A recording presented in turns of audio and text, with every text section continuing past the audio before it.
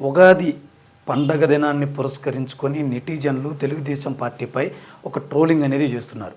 ఏంటయ్యా అంటే కూటమి ఎన్నికల ప్రచారంలో భాగంగా వాలంటీర్స్ జాబులను మేము తొలగించాం, వారికి ఇప్పుడు వైఎస్ఆర్ కాంగ్రెస్ పార్టీ కేవలం 5,000 రూపాయలే నెలకిస్తుంది, అవి ఏ మూలకి సరిపోవు, మేము అధికారంలోకి వచ్చిన తర్వాత 10,000 రూపాయలు అంతకంతా కలిపి మేము ఇస్తాం నిరుద్యోగుల్ని వాళ్ళ విధుల నుంచి మేము తొలగించమంటూ గట్టి హామీ ఇచ్చినటువంటి కూటమి ప్రభుత్వం తీరా అధికారంలోకి వచ్చిన తర్వాత వాలంటీర్స్ ఉద్యోగాలను ముందుగానే పీకి పక్కన పడేశారు.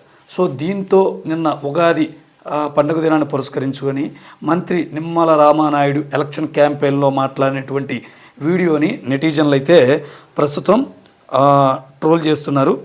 ఒకసారి ఆ వీడియో మనం కూడా విందాం. అందుకే మీ జీతం పెంచి మిమ్మల్ని కొనసాగిస్తాం. కాకపోతే మా రిక్వెస్ట్ ఏంటంటే పార్టీ వైపుకి వెళ్ళకుండా వాళ్ళు ఏంటంటే ఇప్పుడు వాలంటీర్ వ్యవస్థ కొనసాగుతుంది, ఇంకా పటిష్టం చేస్తాం. ఇప్పుడు వచ్చే జీతం కంటే ఇంకా రెట్టింపు జీతం ఇస్తాం. ఎందుకంటే 5,000 రూపాయలకి ఏమొస్తున్నాయి ఈవేళ? ఒక పప్పులు ఉప్పులు నిత్యావసరాలు, గ్యాస్, డీజిల్, పెట్రోల్, ఆర్టీసీ అన్ని పెరిగిపోయిన తర్వాత 5,000 రూపాయలు వాలంటీర్గా ఏమొస్తాయి మీకు? అందుకే మీ జీతం పెంచి మిమ్మల్ని కొనసాగిస్తాం. కాకపోతే మా రిక్వెస్ట్ ఏంటంటే పార్టీ వైపుకి వెళ్ళకుండా వాళ్ళు ఏంటంటే వైసీపీ మాయలోను వాళ్ళు ఉచ్చులో పడకుండా.